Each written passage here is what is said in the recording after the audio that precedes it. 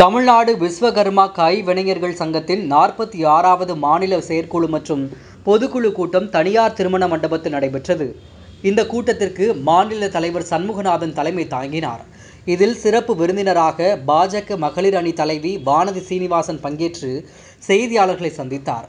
அப்போது பேசிய அவர், இந்தியா கூட்டணியில் குடும்ப அரசியல், தனிப்பட்ட நபரின் கருத்து தற்போது இந்தியா கூட்டணி உடைந்து நிற்கிறது எனவும், பாரத வங்கியின் பிரமாண பத்திரத்தை மாநில அரசின் தேர்தல் ஆதாயத்துக்காக முதலில் பயன்படுத்தியது காங்கிரஸ் தான் என்றும், அதற்கு என்ன பதில் அளிப்பார்கள் எனவும் கேள்வி எழுப்பினார்.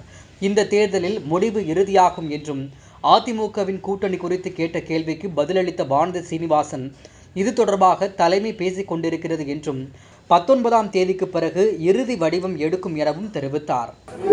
அந்த கூட்டத்திலே பாரதிய ஜனதா கட்சிக்கும் 3வது முறையாக பிரதமர் ஆவதற்கு திரு நரேந்திர மோடி அவர்களுக்கும் ஒருமனதாக ஆதரவு கொடுப்பது, வாக்களிப்பது என தீர்மானம் நிறைவேற்றி இருக்கிறார்கள். அவர்களுக்கு பாரதிய ஜனதா கட்சியின் சார்பில் நன்றி தெரிவித்தும், மற்றும் மத்தியிலே பிரதமர் மோடி அவர்களுடைய அரசு விஸ்வகர்மா சமுதாயத்திற்கு எம்மாதிரியான திட்டங்களை எல்லாம் கொடுத்திருக்கிறது, தமிழகத்திற்கு மோடி அவர்கள் என்னென்னவெல்லாம் திட்டங்களை கொடுத்திருக்கிறார்கள் என்பதை பற்றியெல்லாம் அவர்களுக்கெல்லாம் எடுத்து கூறியிருக்கிறோம். அவர்களுடைய இந்த ஆதரவு என்பது வரக்கூடிய தேர்தலில் பாரதிய ஜனதா கட்சிக்கு ஒவ்வொரு சமுதாயத்திடமிருந்து கிடைக்கக்கூடிய வரவேற்பாக நாங்கள் பார்க்கிறோம். வெகு நிச்சயமாக வருகின்ற நாடாளுமன்ற தேர்தலில் தேசிய ஜனநாயக கூட்டணி அழுத்தமாக தன்னுடைய முத்திரையை பதிக்கும் என்பதில் மாற்று கருத்தில்லை.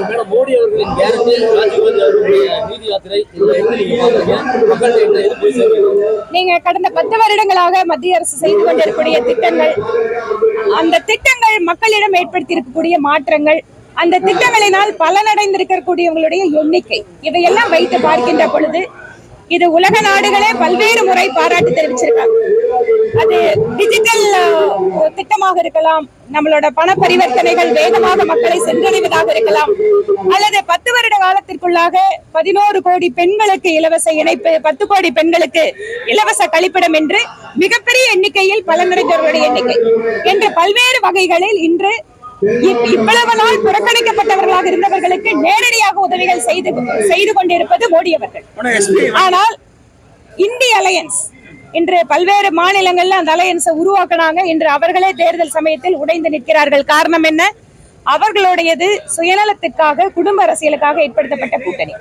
அதனால் இந்த தேர்தல்ல எங்களுடைய மக்கள் நல திட்டங்கள், வளர்ச்சி என்பது ஒரு புறம், இன்னொரு புறம் சுயநல, லஞ்ச, வாரிசு அரசியல் என்பது இன்னொரு புறமாக இருக்கிறது. இந்த பிரமாண பத்திரத்தை வந்து இந்திய கூட்டணிக்கு வந்து மிகப்பெரிய வெற்றி எடுத்து இந்த மாதிரி ஈஸ்வரன் சொல்லியிருக்காரு. அதை எப்படி பாக்குறீங்க? இந்த மாதிரியான பிரமாண பத்திரத்தை வந்து பல்வேறு முறை மாநில தேர்தல்கள்ல காங்கிரஸ் கட்சி பிரயோகப்படுத்தினாங்க. ஆனா அதுக்கு என்ன பதில் அப்படிங்கறத மக்கள் தேர்தலில் வாக்களிச்சு காட்டியிருக்காங்க. மோடி அதிகமா வந்து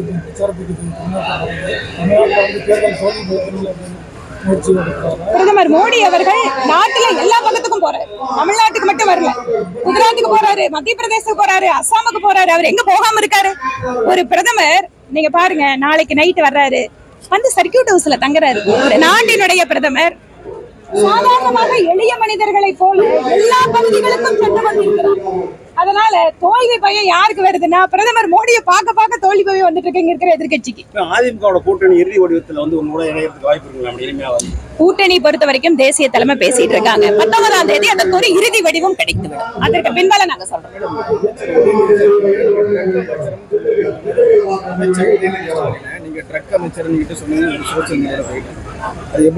28 பைசா பிரதமர் அப்படின்னு நான் கூப்பிடுவேன்.